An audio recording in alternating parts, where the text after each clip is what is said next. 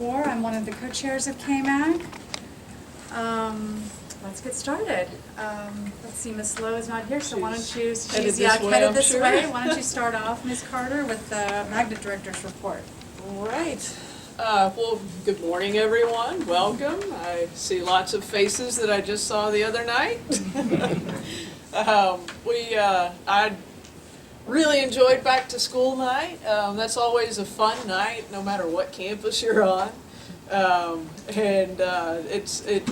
thing that entertains me the most, I think, is watching all the parents wander around and try to find classes like we've had a chance to watch their kids do. I actually just thought about it as Ms. Lowe was saying that, and one of the things that I think is unique about our back to school night is, and it's what I appreciated the most about Keeling as a teacher back in '99.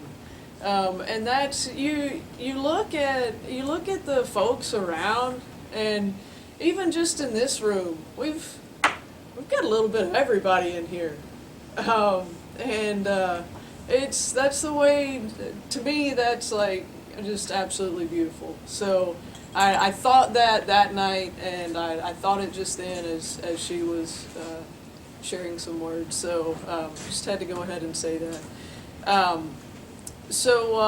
Just to kind of let you know, it's only been 2 weeks, so the main thing we've been doing is getting schedules straightened out and being sure all of our kids are in the right spot.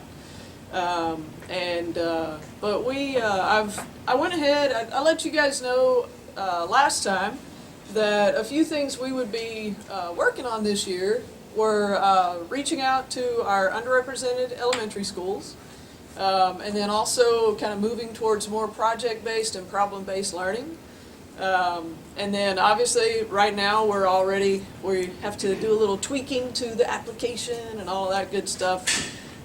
So I shot a form out to teachers just yesterday afternoon, and I've already gotten back several responses of people super excited. Of course, I didn't really give them a choice. They had to choose the yes, no, maybe, and the yes answers were all like, yes, count me in. And anyway, I had to make it a little cheesy so that as I read it, it sounded like they were like uber excited. I really did. I got several really great responses. I'm very excited. All the different departments are even represented, especially in the project-based learning, which is perfect. We need English, math, science, and social studies. That always makes the conversation even better, more rich.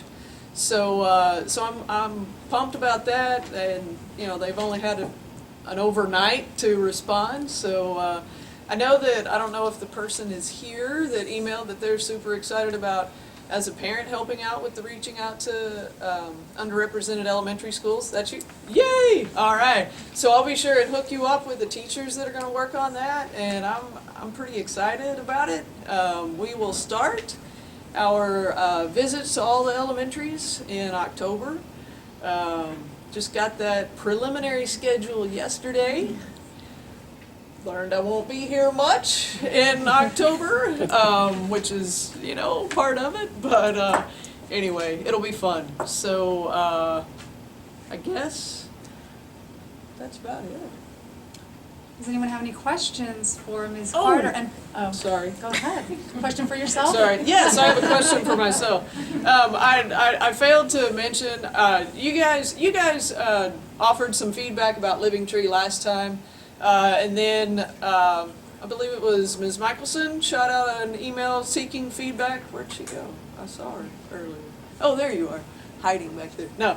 And I know lots of you guys responded to her. She sent that feedback to me. I really do appreciate it very, very, very much. There will be other ways that I gather feedback as well.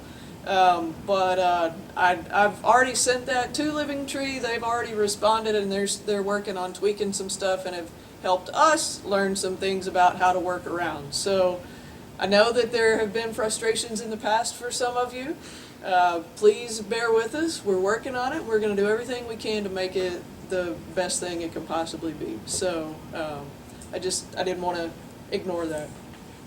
There you go. Before anyone asks any questions, I just wanted to remind everyone that we're on video so that those at home can watch and all posterity. So when you ask your question, just make sure you know that it's being recorded. Anyone have any questions for Ms. Carter? I don't know if it's specifically for Ms. Carter, but I did see on the Book People flyer that there's a book club, a KMag book club, and yet I haven't seen that information anywhere else. How do we get in touch with who's doing the book club? Is it a meeting book club, or is it just? It'll be right after a KMag meeting, and there'll be information forthcoming about that. Ms. Carter did choose a book that was on the list for the Book People fundraiser, which ends this Saturday. So that's definitely one book that we'll be talking about in the fall. There were a few listed. Is it one in particular out of that list? It is. I think it was the first one listed. Is that right, Kendall? Okay, what's the name of it? Do you remember? Putting you on the spot?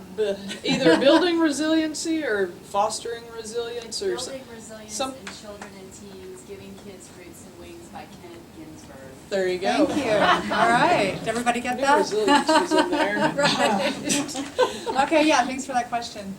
Yes.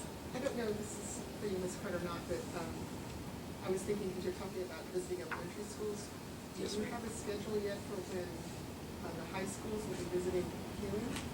You know, I know LASA comes, I don't know who else. Yeah, I was going to say, I don't think we know that just yet. Because they have something on their website, but I don't know if it's been Okay. confirmed here. Yeah, it hadn't made it to us They yet. haven't confirmed anything with us. The evening one is, Okay. and it's already on our calendar, so if you go to the Google Calendar, and I could not tell you off the top of my head what that date is. But it is, they confirm their evening one, but as far as during the day where they come in and talk to the kids, none of that has been sent to us yet. Thank you. I'll try to track down that date and get it put on the Hornet Herald. Which, is that for all of them to, what are they doing, who's coming? It's just LASA, it's that thing they do every year. Oh, the road show? I'm getting the date from Miss Wheeler. Oh, okay. What's the date? It's called the Lhasa Roach. Okay, any other questions? Hey, I actually heard feedback from my daughter, from some of her teachers, that homework has been a lot in the past years, and they're working on reducing the homework this year. Is that true, or I just want to kind of look at that perspective from gauging, how much homework is coming. Is that less from usually what it is from last year's, or is it the same? Especially since I've only been here since January, I hesitate to necessarily answer more or less.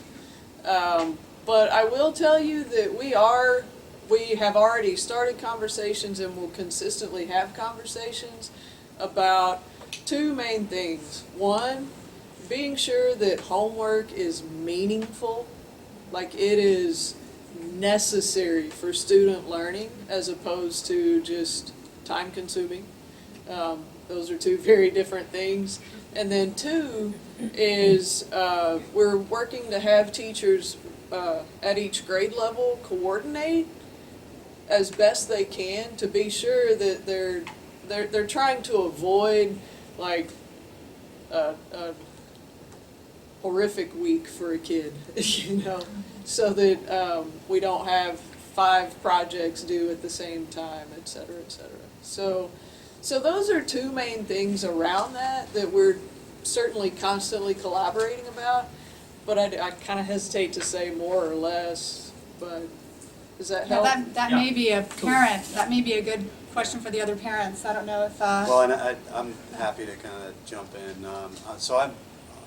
This is my 4th year here. We have one kid who's now in LASA and a 7th grader now. So after 4 years of coming to these meetings, every first couple of meetings as the year begins, there's a lot of questions about the homework loads and stuff. My experience is that 6th grade was daunting, and then 7th grade was a lot heavier, and then 8th grade things kind of relaxed a little bit.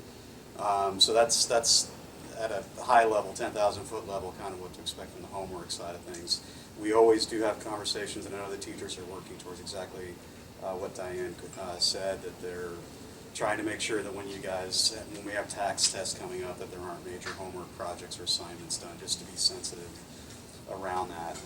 And then just from a high level too, because we do get a lot of questions about how individual students are feeling. I feel like it's always good to kind of talk about that generally as well at these meetings, because your kid will feel like they're the only one that's having issues and struggling with the homework, and they're not. The counselors have come to meetings. We'll probably have at least one of the counselors come later on this semester and talk to you guys about that. But it should never be something where your kid's coming home and studying until 11 o'clock at night and getting up in the morning coming to school, and that's all they do.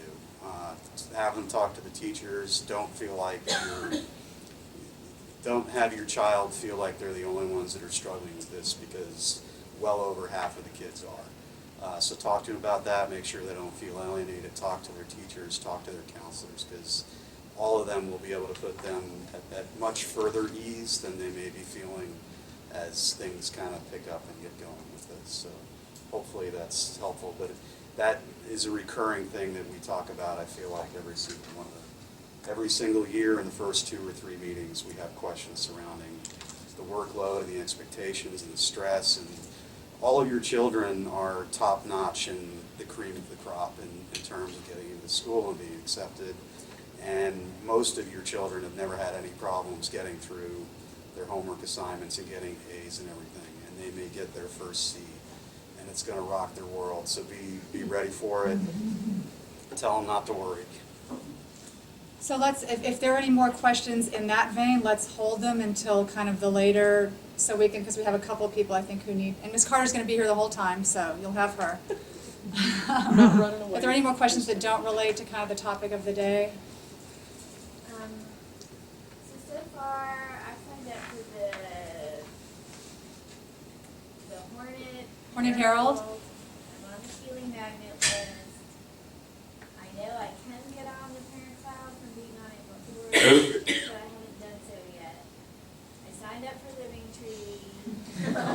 I got a notice from the Chinese teacher that I can sign up for Edmodo with a password, which I haven't done yet. And then now I heard that there's a text messaging thing, which I don't know anything about. And so I was wondering if Living Tree pushes communications or if I have to check it, because I'm not checking it. The Parent Cloud, I figure I'll just ask my child about their grades so far. Do we have a what? It's on the front page. I was just Okay. So let me, hi, I'm Robin Lowe, the principal. Good morning, everyone. Let me kind of address that. We have multiple modes of communication because everybody likes something a little different, right? You do not have to sign up for everything. What suits your fancy? I am horribly forgetful, right? So I like Remind 101, and that's the text messaging service you can sign up for. And my secretary doesn't. I cannot take any credit for this. She is fabulous about sending out reminders to you. Remember Thursday's picture day. Remember we have a PTA meeting. And she will send you reminders of things for your children and things for you. It comes across as a text message. If you don't like that sort of thing, if you get too many text messages, don't sign up for it. It's just another way to be helpful to you. We also have the Hornet update, which is something that is about to merge in with the Hornet Herald. We set that up because, to be honest with you, a parent's been doing the Hornet Herald because it's part of PTA, and I don't necessarily see what's going out before it goes out, which is not really a good thing, right? So we're going to take control back over that and merge. We had set up Hornet Update because we didn't know if everything was getting excuse me, on there that needed to be on there. So, but those are going to merge into one thing, so you don't have to worry about that anymore over the next month. So while it seems like there's a lot of different things, and there are, figure out what works best for you for communication. We will continue to communicate through all the different areas so that we can reach as many people as possible. I hope that answers your question. Okay, because I feel like I'm missing Yeah. You Like sure? one thing says one thing and one thing says a different thing. They shouldn't, and any time you think that one thing is telling you one thing and something's telling you something else, if you will please let my secretary or It's a myself know. missing, it's a present and not present, not a class. Oh, okay, so you're worried you're gonna miss a piece? Right, if I only sign up for one thing, then I'm gonna miss. So, one of the things, if, for specific KMag things, you have the KMag group, right? Is there, Yes. Isn't that more of a parent listserv? I don't know. There isn't Community a- is for everybody. Right. I think there used to be, before my time, a KMag or KMag. Oh, so you or- meant it this was is the just- Keeling There's a listserv? Keeling community parent group, and then that's where people ask questions. If that's the, I think that was the. Are you talking about the Keeling Community Listserv? The Yahoo Do group. not expect to get information from the school on that. We will never post to that. That's where I get my best information. Well, that's great, but that's parent to parent, and I don't post on that. I'm just letting you know. That's what I hear about the most. So if you're expecting information from the school level, that's gonna come out consistently through your Hornet Herald. Kendra will maintain a calendar on Living Tree as well. So you have the Google Calendar on our website. You have the Living Tree calendar. Those will be the exact same information. So you can go either place for that information. And then the Hornet Herald are those weekly updates that we'll be sending. Okay? Yes? Same thing, am I supposed to have like some kind of code for Living Tree? I can't hear you. Am I supposed to have a code for Living?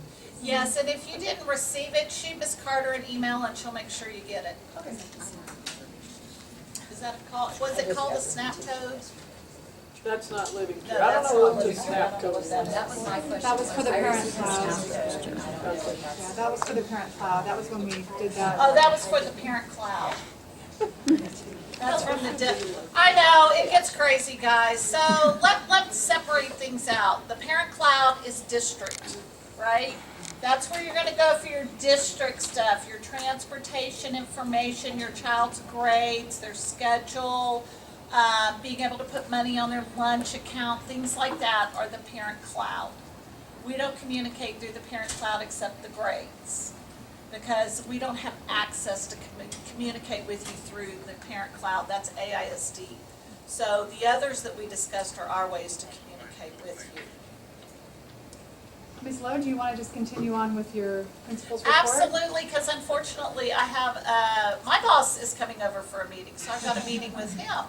And I met our new boss yesterday. Terrence Eaton is our new associate superintendent for middle schools. He comes to us from Pflugerville.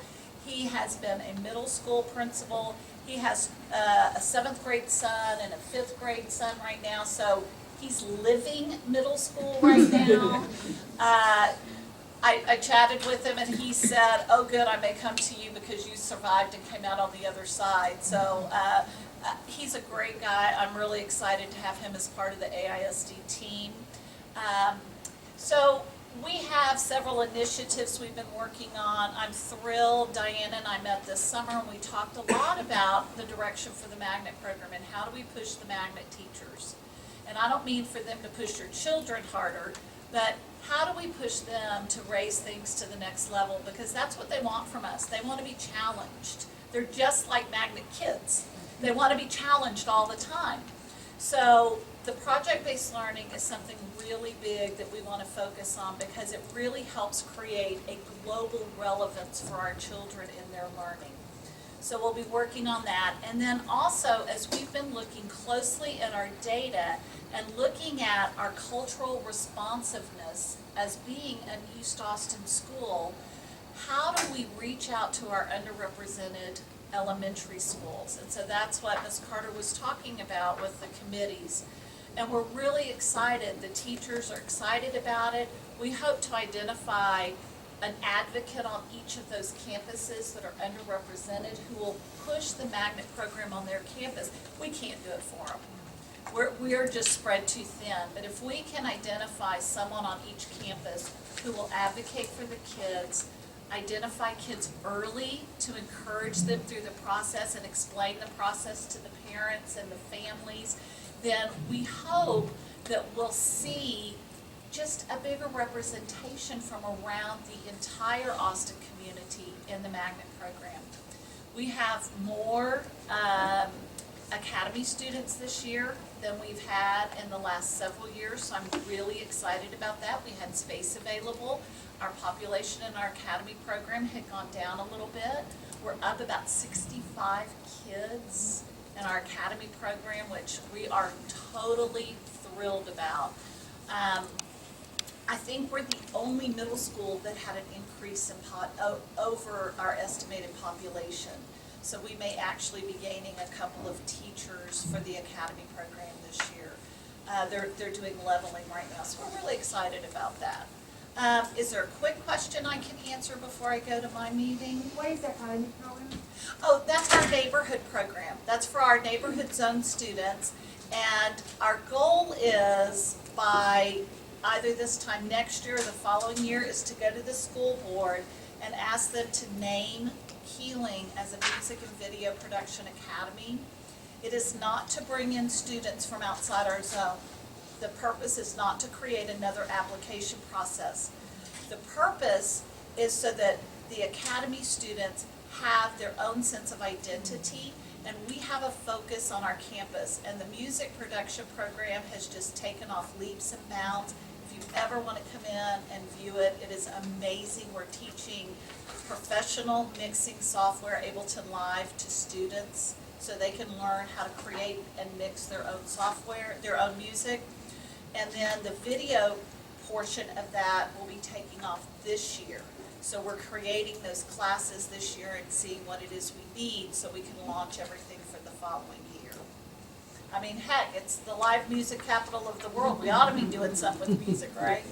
What's the total number of each and total for the whole school? Right now, it's 1190 total.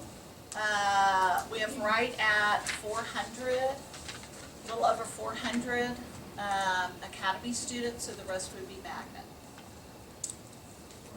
Yes? So, the music and video program that you mentioned, is that like something that will be offered as an elective to students? It is. It's offered as an elective, and magnet students can take it too.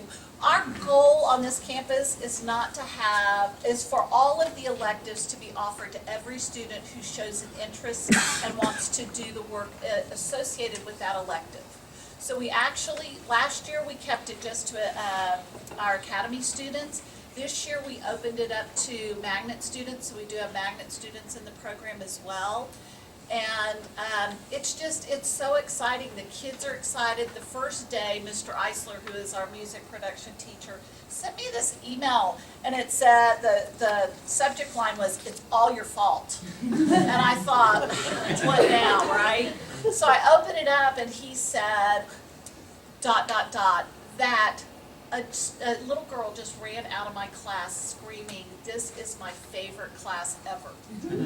And so, I mean, the kids just love this class. You go in there and we have, through donations from the PTA and a grant from Capital One, we have a state-of-the-art lab. Mr. Eisler was just able to buy keyboards. So we have a piano in there, we have a drum set in there. So not only, and the beauty of it is, kids don't have to have any musical background to be in the class. So they don't have to know how to play an instrument, they don't have to know how to read music to learn the software. So it's tapping into some potential in students and allowing them to have their voices heard who didn't have that opportunity in the past. So, Thank you, Ms. Lowe. yes, ma'am. So I was just wondering if you were looking for additional volunteers for the reaching out to the underrepresented elementary schools from the parents. There's a sheet going around. Absolutely. Here's the sheet going around that you can sign up. We would love that. We would love that. Because it helps for parents to hear it from a parent perspective too, of what is entailed in all of this. Yes, ma'am. How do you sign up for that Remind 101 text thing? It's on the front page of our website. Okay. You guys put together this wonderful one-page list of all the ways we communicate, and that one's on there. And it should take you directly to how to sign up. If you have any problems, please feel free to contact, not me, but my secretary, Kendra, Kendra, dot Wheeler, Wheeler, at austinisd.org. She's amazing. And she's bilingual, which is unfortunately more than I can say for myself. All right, thank you guys. Thanks, Ms. Lowe. All right, now we're going to have, is Ms. Garcia still here? Yes, I'm Oh, right here. I'm sorry. Ms. Garcia is a teacher, and she's going to give us she would like to say something to us about the Young Scientist Program. Well, thank you and welcome. It's great to see so many new faces, so many returning faces. I was going to say old, but we're not old. We don't get old. I just want, before I forget, I do want to piggyback on what Ms. Carter said about reaching out, doing outreach to underrepresented schools. And Ms. Gonzalez and I work very closely together, and we are actually going to support that effort. We've scheduled 2 parent workshops where we're going to invite parents and students from schools that are interested to help them out with the application process. And that's going to be in December and January. So we would love parent volunteers as well for that. And speaking of Ms. Gonzalez, we are very interested in doing parent education at our campus. So we scheduled monthly parent education meetings that are open to the whole campus. And we will be addressing some of the questions that are on here, because we know, I remember as a parent myself, what it was like when my children went through here, when my children moved on and transitioned to LASA. So I know the challenges that come with that. So we want to be able to provide support with the insight that we have and with information that we continue learning about. So I just wanted to share that. Just want to give you a little bit of the history of the program. We started at Zavala Elementary back in 1992. Our first group of young scientists came to Keeling in 1994. So we've been around for a long time. I have been here at Keeling and with the program since 1997.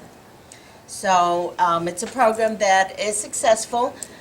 We are funded by the College of Natural Sciences, the UT Outreach Program, and that is actually where I come from. I am a UT employee. But I've been very fortunate that I've gotten the support of the campus, at the district, and parents to continue to be here. We have currently 36 students enrolled in our program. We don't recruit, so we're not looking to increase our numbers. What we do is provide academic support, parent education, and we are a liaison between the school and the students and families that we work with. So our primary goal and targeted population are students that are minority students, females included, students that are first generation, and what we have found out with the families that we work with is that the majority of our students are first generation high school students. So we have a strong emphasis in not just building on the pipeline, but continuing to enforce that pipeline of advanced academic pathways. One of the other things that we do is advocacy. So with the students that we work with, we truly advocate for them to get their needs met, to learn how to self-advocate for themselves, and with the families to learn how to advocate for their students' needs, be in ESL support, materials, academic challenges in the classrooms, because we do work with students that are in the magnet and the academy programs. So we have students that are maybe have a lot of potential, are doing really well in a class that is not challenging for them. So the A's and B's, or definitely 90s and 100s, may not really be an indication of them reaching their potential. So we work very closely, and we're very fortunate that we have the support of the Magnet program to help students make that transition, maybe audit a class, maybe support them in taking a Magnet elective and moving on to places where they will experience that academic rigor. We have different programs that we sponsor here at the campus, and one that we started last year, and that's the after-school mini science Olympiad Club, and it's targeted for 6th graders. We don't take away from the Science Olympiad Club or program that we have here, but we know that as first-year students, maybe it's intimidating, or maybe they're overwhelmed with everything else that they need to do. So it's kind of an introduction to follow a pathway in STEM awareness. So we do have, again, this year, and I have applications that I'm going to leave here, and this is for any 6th grader that is interested in the after-school mini science Olympiad Club, or STEM Club as we call it. Okay? I am going to also leave some information of short synopsis of the services that we provide, and also the services that the College of Natural Science, the UTeach program, provides. Because not only are they supporting me here at Keeling and continuing to support our program at LASA, the Austin Urban Scholars, but they have a lot of support for the district in terms of staff development. We work with several elementary schools providing STEM support, and science and math enrichment is part of their following or enriching the curriculum. So our program does follow the district's TEKS requirements. There's also a lot of support for that we have for our academic support in terms of interns that we get. So we do have tutoring, an after-school tutoring program where we use interns, and these are students from the university that are studying to be educators themselves in math and science. So we do open that to anyone on the campus. Okay, so I'm going to leave that here. Okay, also. Thank you, Ms. Garcia. We really appreciate your coming. And we ask you to visit our website, outreach.uteach, and find out more about the program. The parent education component is on the Google Calendar, so you're more than welcome to come and visit any of the, attend any of the meetings, education sessions that we have. Okay? Any questions? Yes? So the outreach, does it, I've seen like summer programs on the Keeling website last year. Is that what they also do for We like, also, 7th graders, I guess? yes, we also have a strong summer component of our program. And last year, well, 3 years ago, we started with a new initiative, which is the pre-freshman engineering program. It's modeled after a nationwide program, and it originated in UTSA.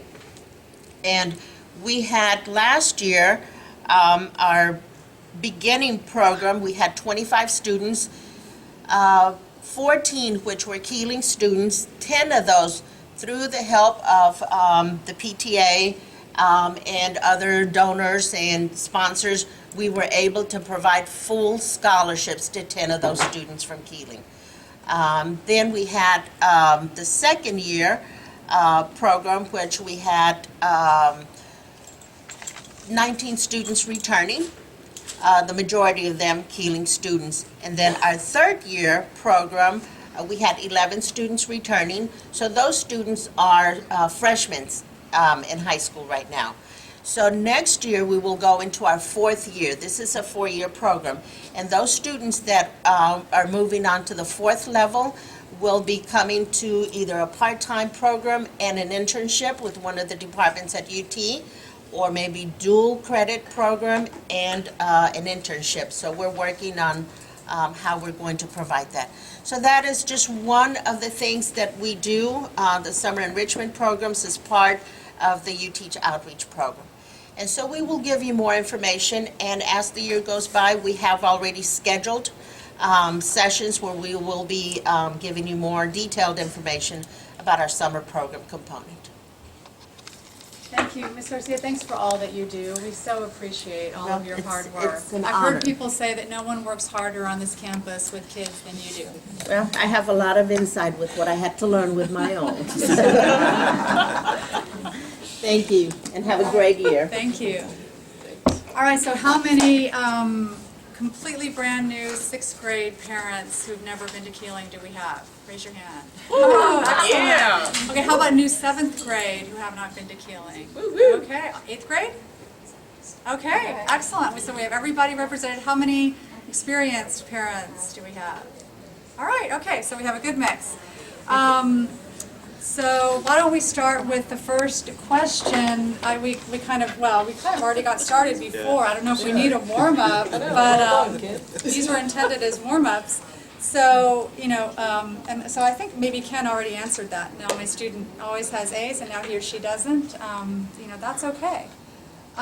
So how about the second question? How do I know when I should get involved and when should I let my child handle the issue? Does anyone have any insight on that?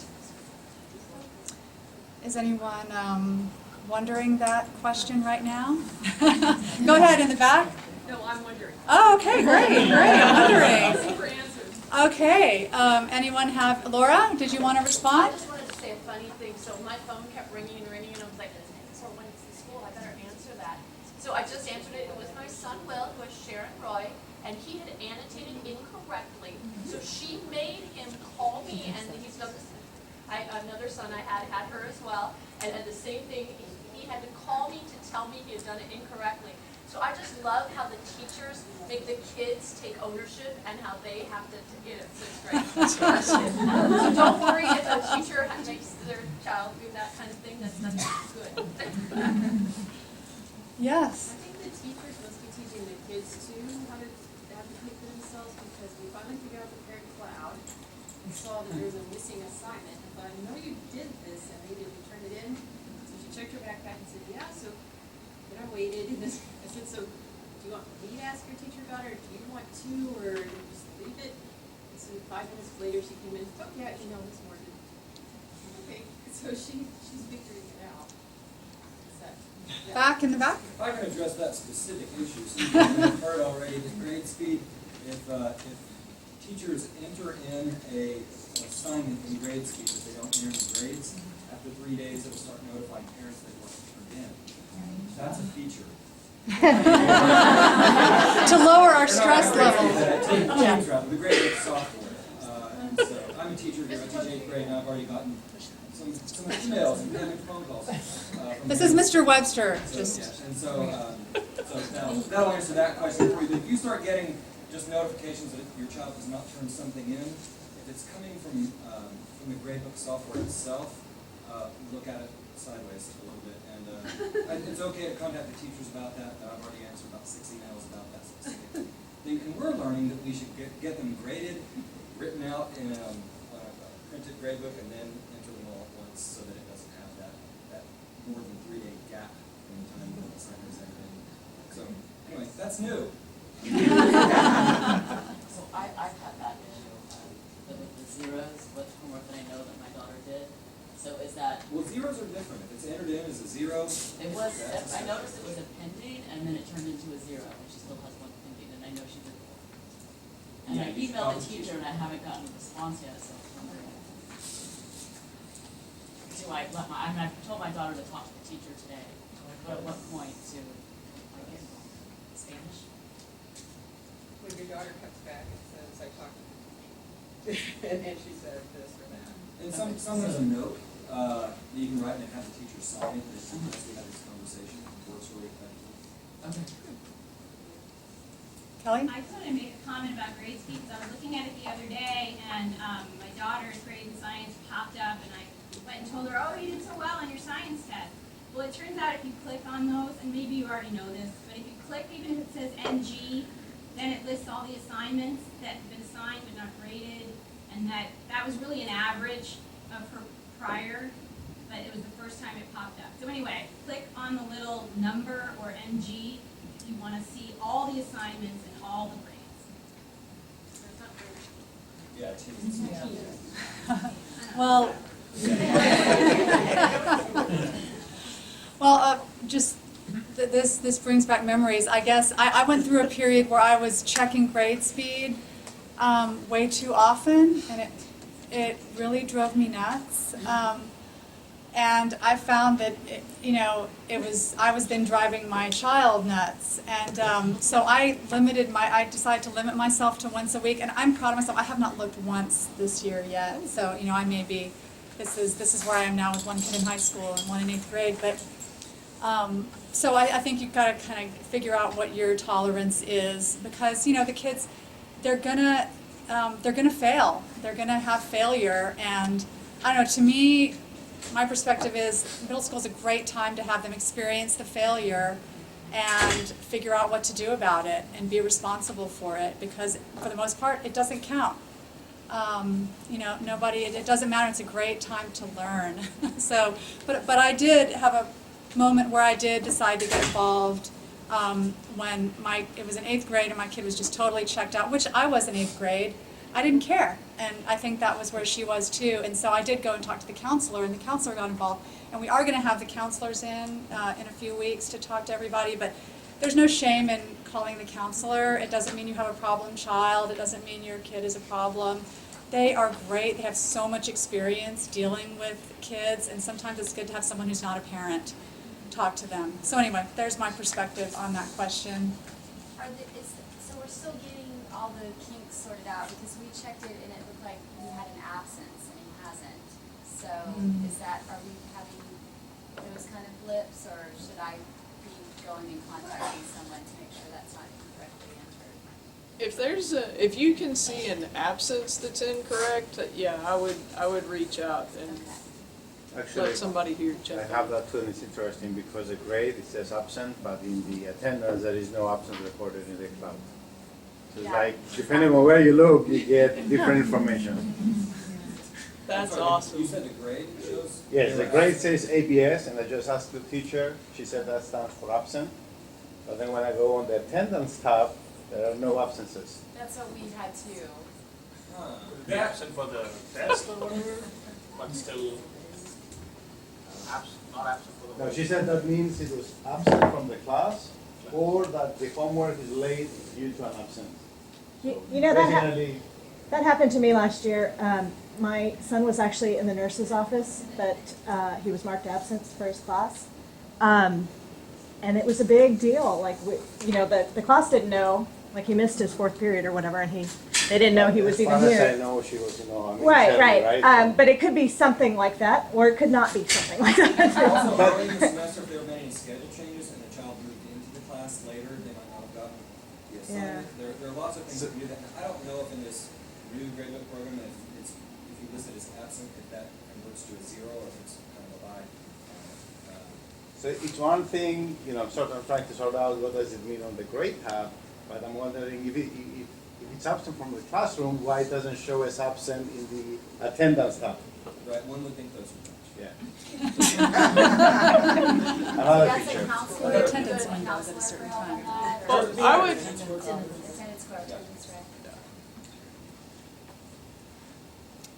Laura? I just wanted to say that with grade speed, I never checked it. I always loved the fact that you could set it up. I'm sure many of you did this before. Set it up that it would give you an alert if your child got under a certain grade, and you can set it to whatever you're comfortable with. 90, 85, 80, whatever. If you're afraid. 70.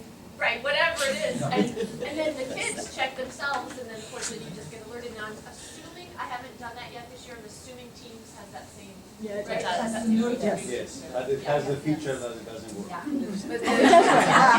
It works. Well, I said it for grade, I said it for attendance, I didn't get even though both trigger. I actually got 2 notifications. The difference that I found between what we did in 5th grade and elementary was there was an option of, you can say, below and above. But I didn't see that option now. It's only, I guess below. So I just put below 100, and you always get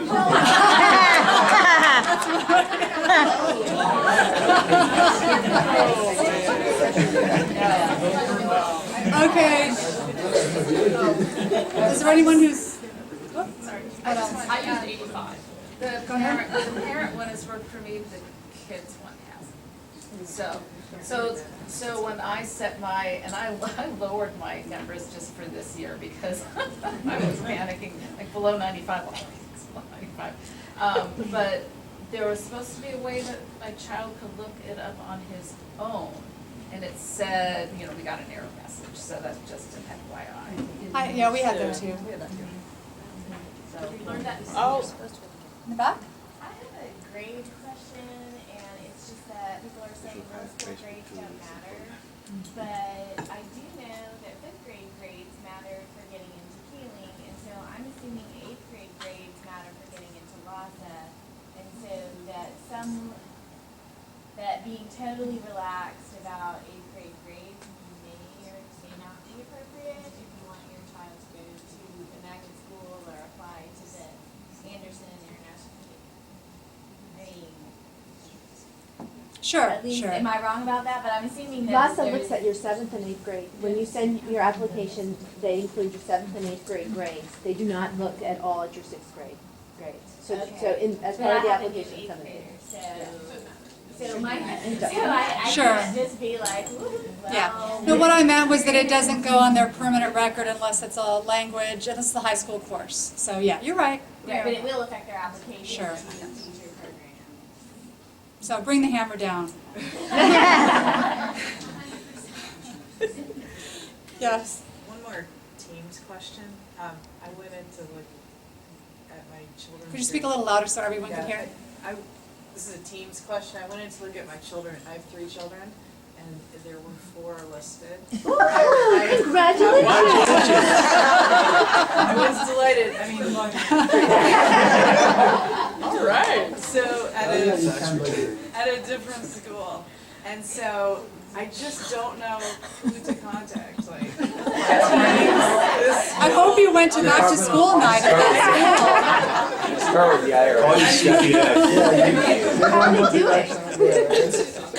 To make it more bizarre, it happens to be my nephew. You know, I mean, it just. It's a real I have child. no connection. Don't tell him. I haven't Are you looked on his at it. emergency contact list? Perhaps. I wonder if that's how that. Maybe so. I mean, I don't know. I have no Maybe idea. got That's it. bizarre. And I want to get it changed, right? I don't want to look Yeah. at it, and Yeah, yeah. but I just don't know where to call or who to.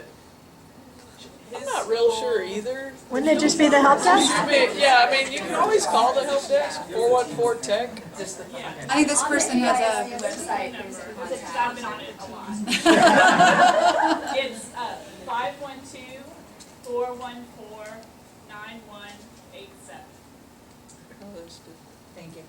Never mind, don't call 414-TECH. Okay, so how about the next question? How can I teach my child to manage his or her time effectively? Anyone, any kids having problems with time management? Okay. Anyone speak to that? I remember, I'm going to jump in, Amy. I remember last year for 6th grade back to school night, a lot of the teachers were really good about saying, Can you speak a little louder, Yes. Melissa?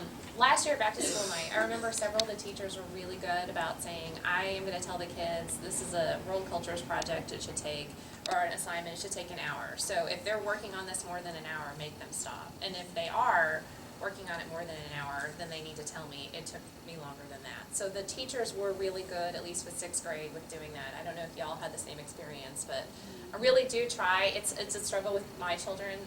You know, if they want to finish something, well, I only have 10 more minutes, but you know, you can kind of judge at home, are they spending too much time on that? The teacher said, this is how long it should take, and that's really how long the teacher wanted it to take. They didn't want something to take 2 hours that was supposed to take an hour. Is that accurate, Mr. Webster? As far as my classroom in 8th grade, every assignment I'm trying to say, this is just a small homework assignment, should take you about 15 minutes.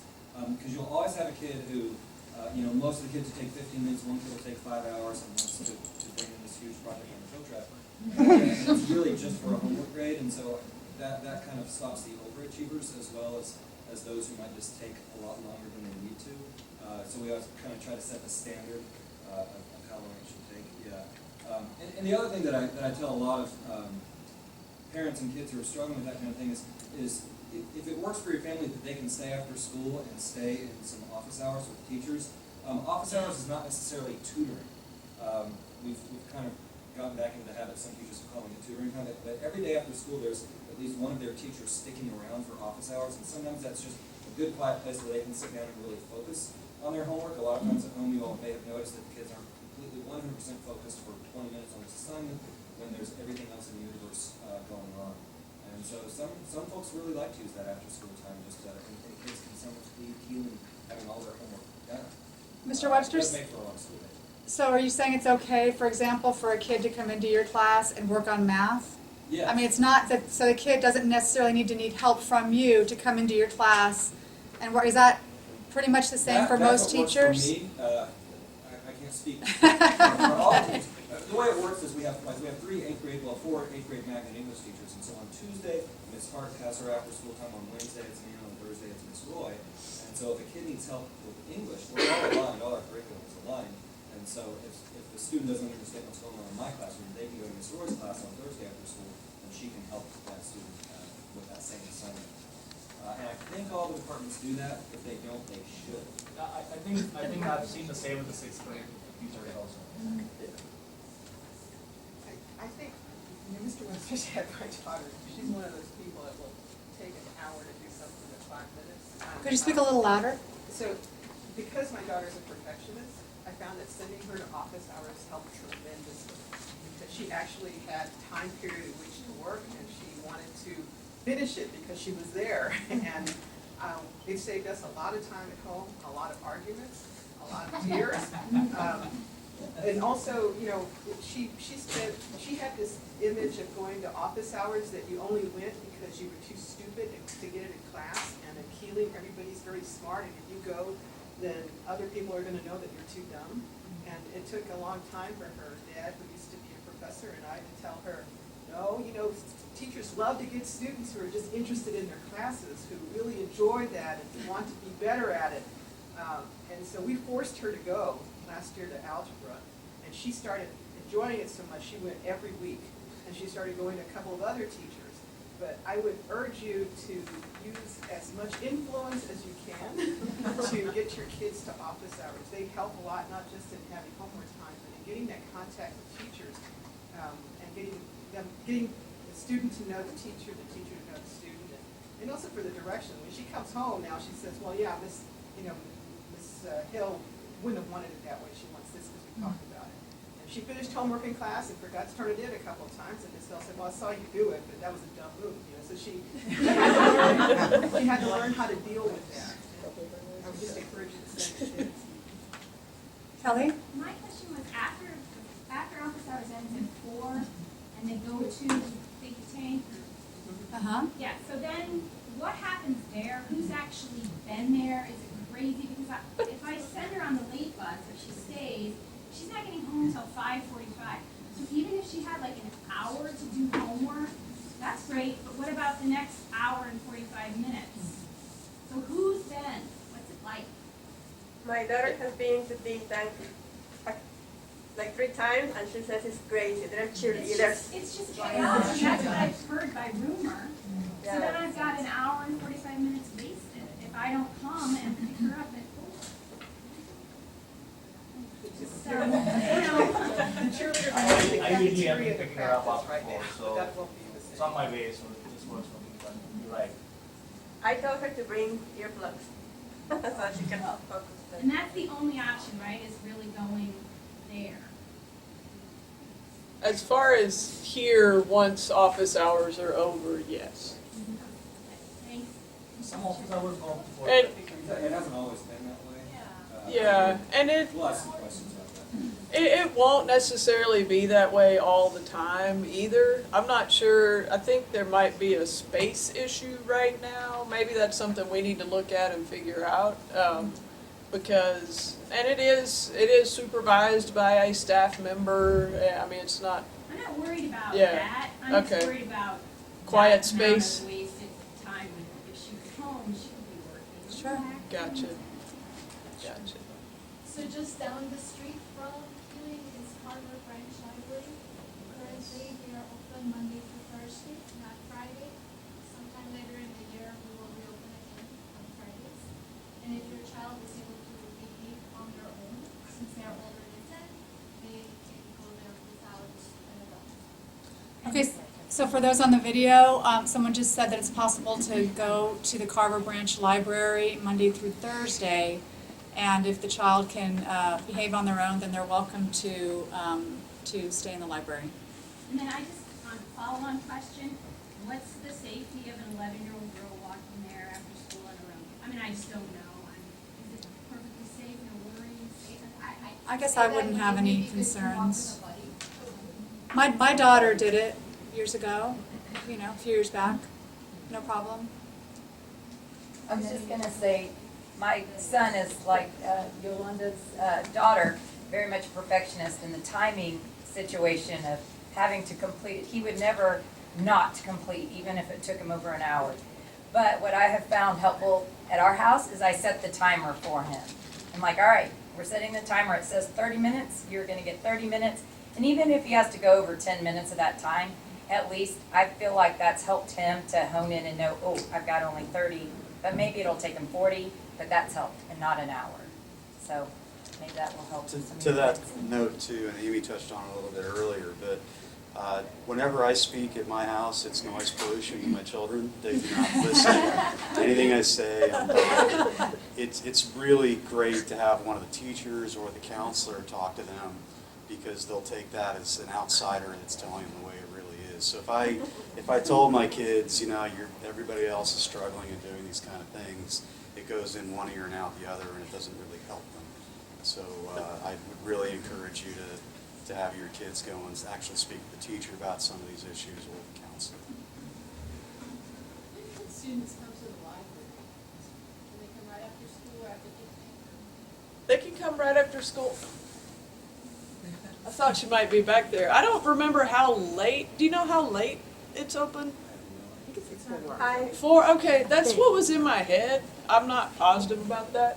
I can go snag her. Because my daughter has been trying different things this week. She has her French, or she has to stay here until 4:30 when I can pick her up.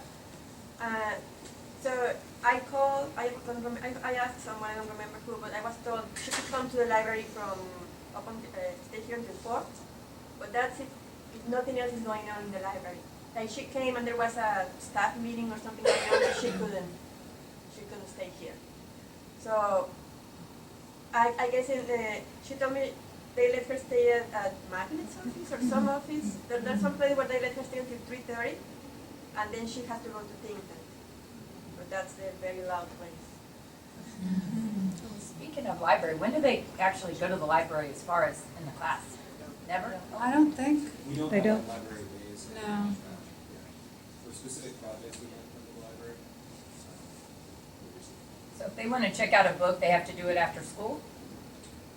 A lot of kids come here during lunch. Right. Oh, okay. Yeah, after school, because of the bus schedule, I mean, you Right. see them sprinting out to the Yeah. bus. Yeah, there's Right, no I don't see how time. they would do it. There's no time. Have any new 6th grade parents had luck getting the books at Book People for the, I heard they were sold out and I was gonna. I ordered They- on Amazon. They, Just Grayson should be sold out. Grayson's Yeah, back in Grayson. stock. Book People called me yesterday afternoon. If anybody needs it, I actually ordered a second one from Amazon, but it won't be here probably. Yeah, Amazon was out too. Yeah, that's so, yeah, so Amazon, Book I wouldn't People use last it. year, they went ahead and ordered them, and they gave us credit for it. You give them the flyer, and then they'll just call you when they come in. Which I was going to do, and then I looked at the flyer that my son had just given me yesterday, and they were supposed to have it in class today. So that's a time management If issue. if it's Grayson, we asked Mrs. Stewart for my daughter, and she has some spare copies that she said she could give them. And then once you swap out, once you get your copy. Okay, and we have Morgan, but I was assuming that would be the Yeah. case with her as well. I'm sure the teachers will be understanding about any lack of supply of the book. Yes. We wrote a note to our teacher, and they said, I asked it for people, and they said Grayson, when it comes in, they will still give us credit towards KMag. Great. So that ends Saturday. I think I might have said that before. So, we love it here, everything's great, but, I just wanna ask if, rather than just raise this issue of the loud, think tank, if maybe that's something we could look at this year and see I don't wanna make work for anybody or make it hard, but if there's a way to have the library open where children who actually wanna study or do work could be supervised until the bus. The library, you pointed out, brings up the problem of then where do they get their ticket to come get on late bus? So I just wanna raise it as something we might wanna look at, or maybe we could just improve the current system. I don't know. I don't wanna make too much trouble. So noted. I think that's the point of the think tank. It's supposed to be a quiet place, and it sounds like maybe right now it's not, and it needs to be Yeah, I something think that that's needs to be definitely, addressed. Ms. Carter wrote that down, she's gonna be looking into it. We will report back. And please, if your kids go to think tank, let Ms. Carter know how it's going, right? Yes, ma'am. All right. Yes, Can you tell me about the late bus schedule? late bus schedule. They leave about, 5, okay, I was gonna say around 5 shortly after. And there's like it's not like the whole slew of buses, but there's a limited number of buses that go to different areas of Austin to take kids home. I don't know Actually, if a that- nice document that came out, a PowerPoint and a Word document, I guess, on one of the newsletters, and it kind of has a schedule. Yeah, it's on the website. If you go on the website, there is explaining exactly what you do for how it works on the late bus schedule. There'll be a bus that goes to a certain area of town, and it leaves at, I forget the exact time, but 5:15? Yeah, Yeah. yeah, somewhere around in there. And it takes you to within 2 blocks of your house, so it's really great. It's really great. No, but it's supposed to be 2 blocks now, period. It's 1 block. Oh, 1 block. Right, My right. daughter's and she's so good, she's driving. Yeah, right. No, and- She's taken it twice, both Wednesdays, the first week and this last week, or yesterday.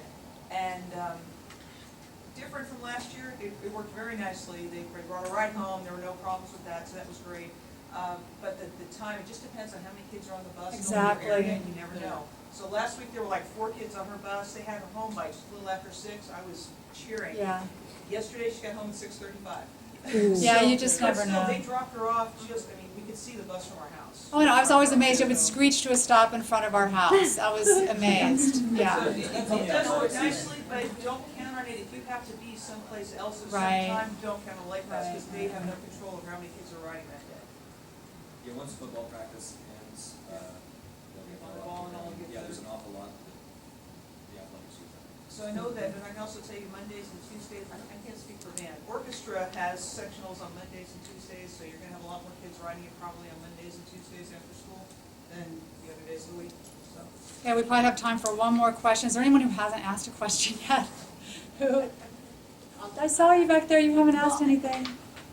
My son was gonna stay for the science thing, just an informational thing today. Science thing? Yeah. Olympians. Yeah. Oh, okay. Anyway, but it's over at 4:30, and I can probably pick him up at like 4:45. Does he need to go somewhere, or can he wait out there, or does he want to? Officially or unofficially? You're on video. I know, right? I'm not a staff member. And then he can leave there at any time. Yeah, they dismiss right out the cafeteria door if there's a parent out, Okay. outside, not banging on the door or whatever. Actually, no, think tank, if the parent is picking up the kids, you have to come in and sign them out. Oh, are they doing that this year? They do it all the time. No, well, we have a dissent. About this year. My daughter has been to think tank 3 times, and every time I pick her up outside, she just walks out. Oh, then that's a new issue. Okay. All right. It might also help for, picking up late to know, when does the school lock up Yeah, where I you was just can't gonna get ask in that. to get to your student? Because I've been here a few times and the doors are locked and Yeah. trying to reach There- my. There's somebody in the office that you can be buzzed in up until 4:30. And after that point, whether or not you can get in is questionable. So you just have to stand and wait for somebody to show up, and so that's Yes, good to ma'am. know too, so, your child has a cell phone or something. That is always voluntary. Yeah. One thing real clear, especially for parents of 8th graders, we strongly discourage kids from leaving campus and coming back to pick up the late bus. Eastside Pies would really like it if they did. But But especially in the spring, if you're in the neighborhood around 4:15, you'll see a small group of 8th graders there every day, and they're not supposed to do that. They shouldn't leave the school and then come back and pretend they're going to hang out or go to tutoring or something like that. And that's a bit of a problem. So, you know, if you suspect that when you pick them up from think tank, ask how long they were there. Maybe it's not a huge problem. Yeah, see if they smell like Okay, it's time to move on to the very last part of the meeting, and I understand if some people have to go. If you'll bear with me I will have you out of here in 10 minutes. If you can stay, that would be fantastic. If anyone was here last time and you want to quickly look at the minutes, we'll approve them in just a minute. In the meantime, is there anyone here who's a committee chair who needs to make a report?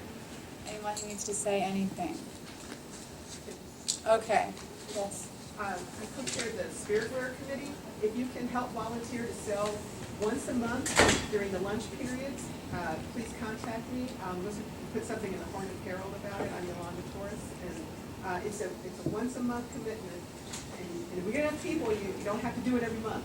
Okay, but I appreciate the help. You just sit in the cafeteria, and anybody who wants a T-shirt, you sell. Okay, Thank you. The date, Ms. Carter just handed me the date for the Lhasa Road Show in the evening. That's October 29th. You can put it on your calendars.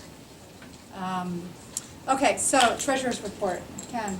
Okay, we haven't had any, and I'm maybe getting them at the meeting after we have this. We have a executive meeting, but we don't have any submissions for expense reimbursements yet. Probably the most pressing thing that's going on right now is we used to be underneath the Austin Community Foundation umbrella, which is a tax-exempt organization here in Austin. We're no longer with them because they've chosen to go a different direction, and for organizations like ourselves, they're no longer supporting us.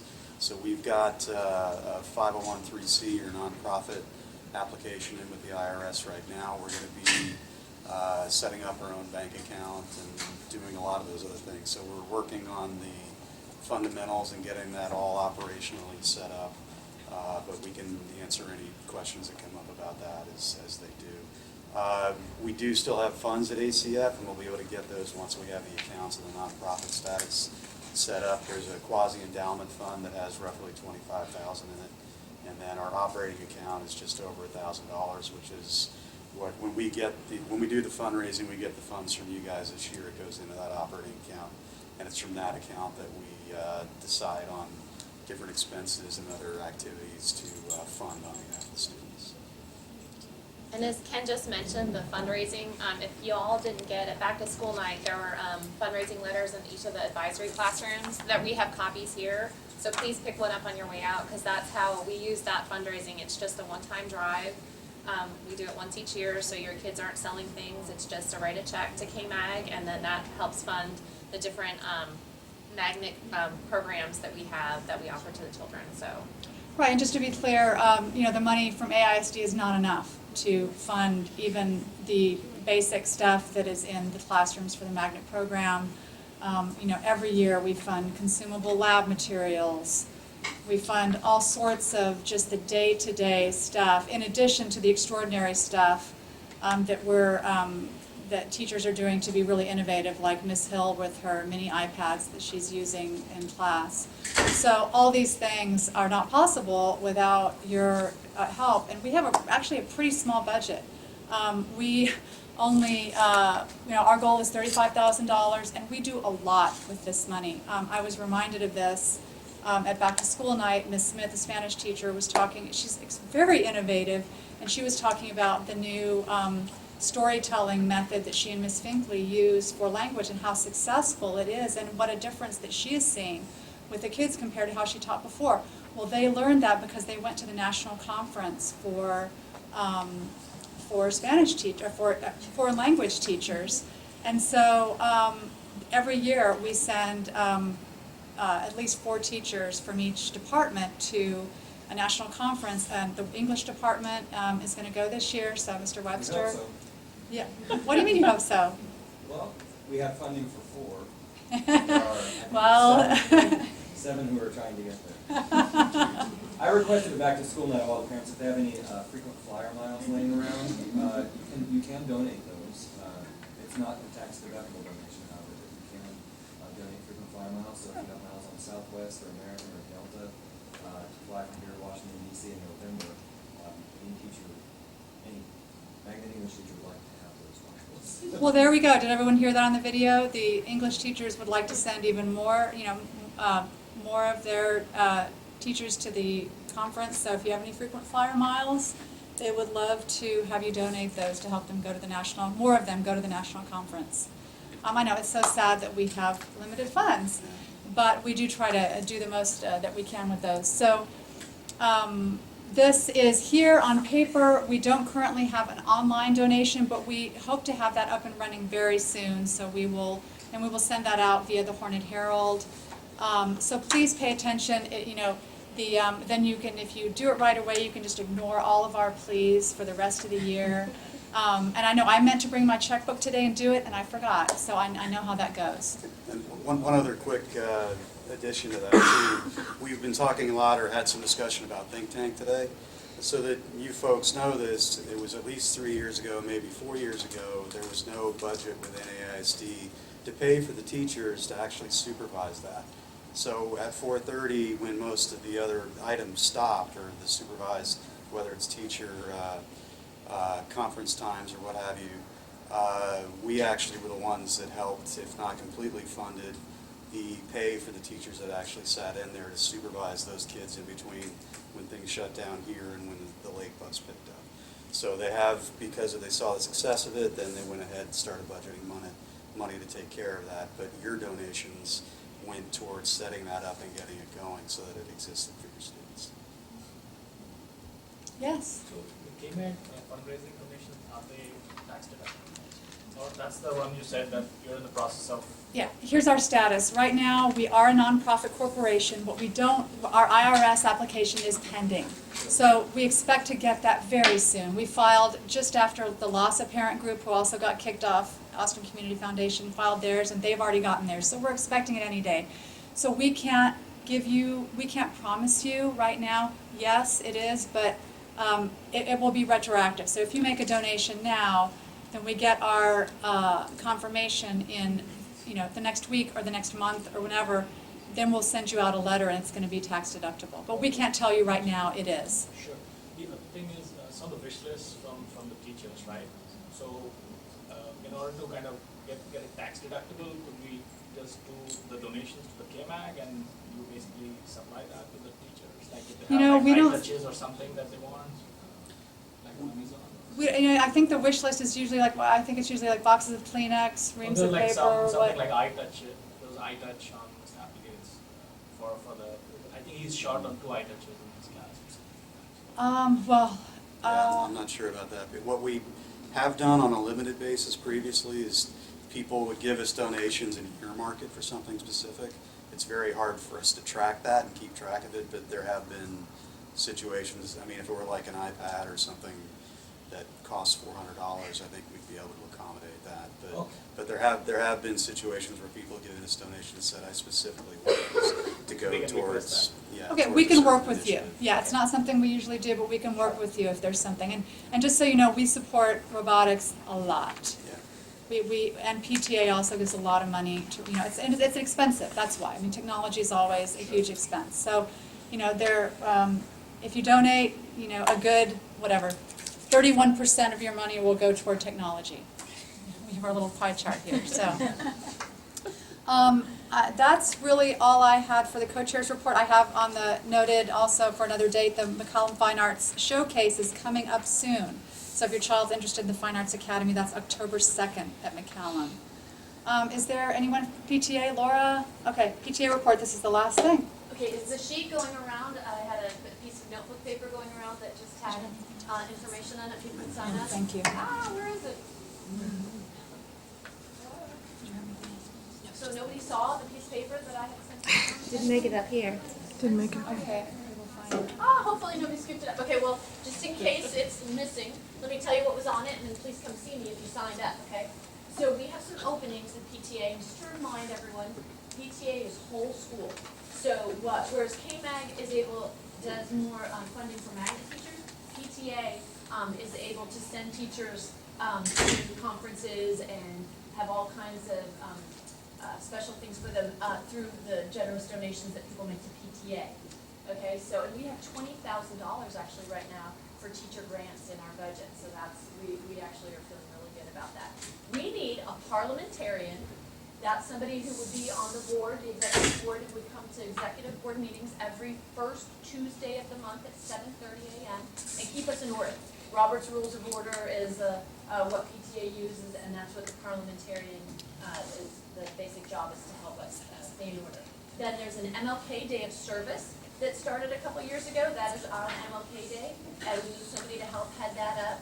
And that is a community-wide cleanup. It can be different things. We can talk more about details of that as it gets closer, or if you're interested, come see me. I just mentioned teacher grants. We have different times during the year, 2 different times, fall and spring, where teachers can ask for funding, especially for field trips and special things. And so we've decided this year to have a parent and teacher and administration committee to help figure out who is going to be able to get that money. It's not just going to be the PTA board deciding. We are doing this new community PTA. You guys talked a little bit about the idea of getting more feeder schools, Mrs. Carter mentioned. And what we're trying to do is not only help get more feeder kids here to our school, but also raise up the PTAs of the feeder schools, Blackshear, Oak Springs, and Campbell. So if you're interested, we're talking about not only helping them have viable PTAs, but also having an umbrella community PTA that would help them, because especially with the treasury, there's so many things that are difficult. Okay, and environmental, I'm the environmental chair. I don't think I mentioned I'm Laura DiCarlo. Sorry, I'm the environmental chair this year. And we have landscaping, urban garden, and recycling all under that. And we don't have any subcommittee chairs right now, so if anybody's interested in that. We're also going to be running a Going Green Club on Thursday afternoons and doing it with a teacher here, Ms. Dukes. So if anybody is interested in that. We need somebody to shadow our treasurer, because our treasurer is an 8th grade parent. Yolanda is an 8th grade parent doing our Spirit Wear. We need somebody to shadow her for next year. And then we have no cost fundraising here, just like you had at elementary, box tops, Coke rewards, all that kind of Randall's program. We don't have anybody heading that up right now. And I have a bunch of box tops at home that I want to turn in, so I'm looking for somebody, because we've done in the past contests, advisory contests, whatever, for turning in box tops. Hopefully we'll be able to do something like that again this year. So those are the opening